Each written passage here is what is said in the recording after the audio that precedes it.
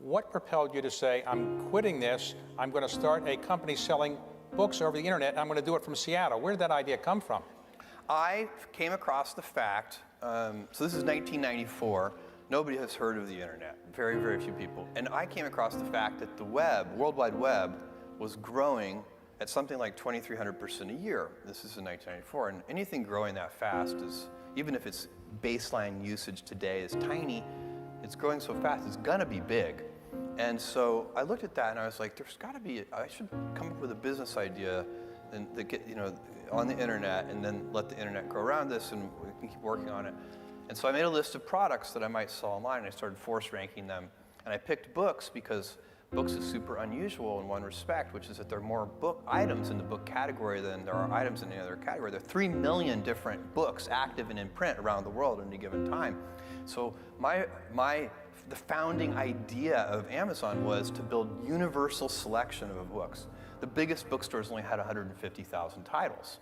And so that's what I did. And I hired a small team, and we built the software. I moved to Seattle.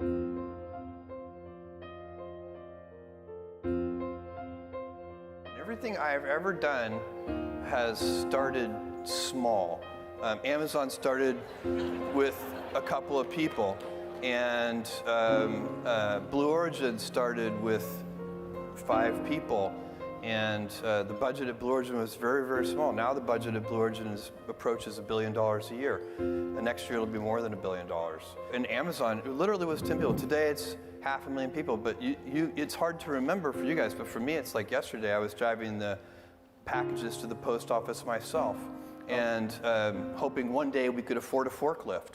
And so for me, I've seen small things get big, and it's part of this day one mentality. I like treating things as if they're small. Amazon, even though it is a large company, I want it to have the heart and spirit of a small one.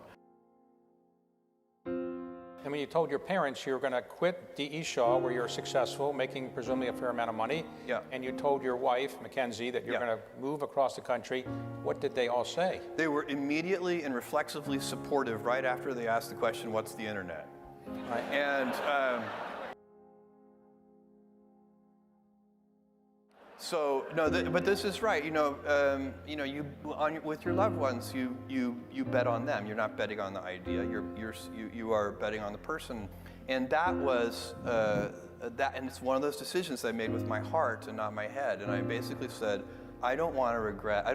When I'm 80, now 90, I want to have minimized the number of regrets that I have in my life. And most of our regrets are acts of omission. They're things we didn't try. It's the path untraveled. Those are the things that haunt us.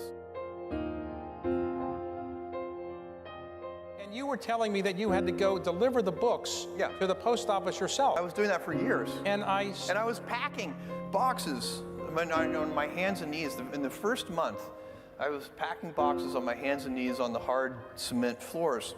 And with somebody else standing next to me, kneeling next to me, we're packing. And I said, you know what we need? Knee pads. This is killing my knees. And this guy packing alongside me said, we need packing tables. And I was like, oh, that's the most brilliant idea I've ever heard. And the next day I went and bought packing tables, and it like doubled our productivity.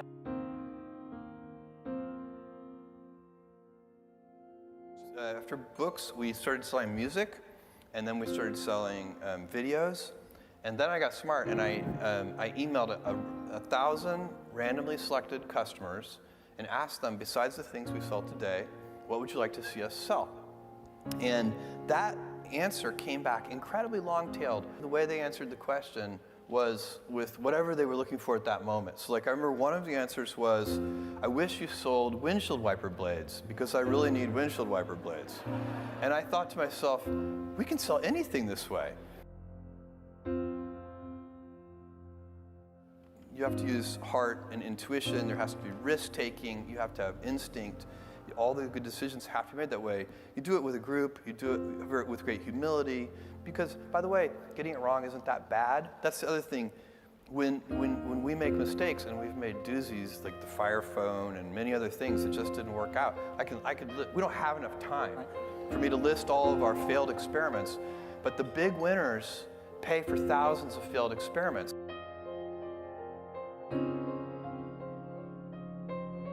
So let's talk about that with another, I guess this is a corollary. Now that you have about 600,000 employees, I calculated you're adding about 250 people a day.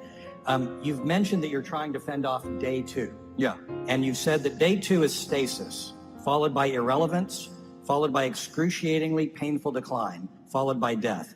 That is why it is always day 1. Yeah. How's that work? Well, so day 1, this is a phrase that we use at Amazon all the time. I've been using it in my first annual shareholder letter from 20 years ago. And we say it's always day 1. And it needs to be day 1 for the reason that you just mentioned. And so the real question for me is, how do you go about maintaining a day 1 culture? You know, it's great to have the scale of Amazon. We have financial resources. We have lots of brilliant people.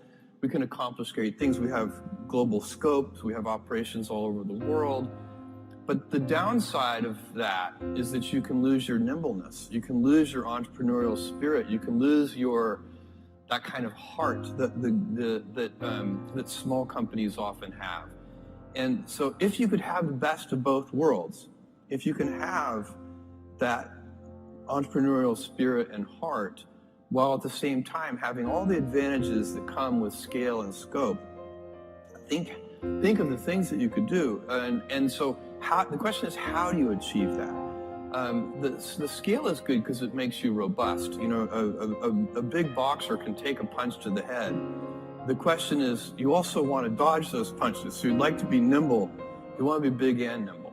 And I find that there are a lot of things that are protective of the day 1 mentality. I already spent some time on one of them, which is customer obsession. I think that's the most important thing. If you can, and it gets harder as you get bigger. When you're a little tiny company, say you're a 10-person startup company, every single person in the company is focused on the customer. When you get to be a bigger company, you've got middle managers, and you've got all these layers, and those people aren't on the front lines. They're not interacting with customers every day.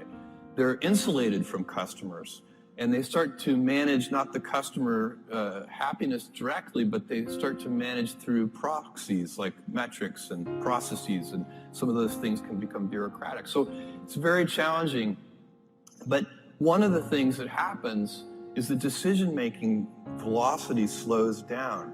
And I think one of the reasons that happens is that people, junior executives inside the big company, start to model all decisions as if they are heavyweight, irreversible, highly consequential decisions. And so even two-way doors, you make a decision, it's the wrong decision, you can just back through the door and try again. Even those reversible decisions start to be made with heavyweight processes. And so you can teach people that these pitfalls and traps, and then teach them to avoid those traps. And that's what we're trying to do at Amazon, so that we can maintain our inventiveness and our heart and our kind of small company spirit, even as we have the scale and scope of a larger company.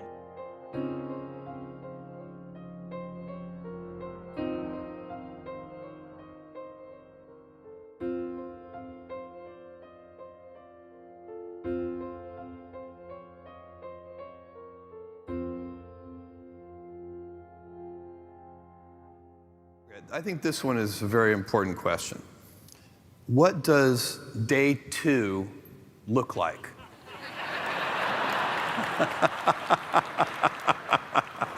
What does day 2 look like? I know the answer to this. Day 2 is stasis, followed by irrelevance, followed by excruciating, painful decline, followed by death.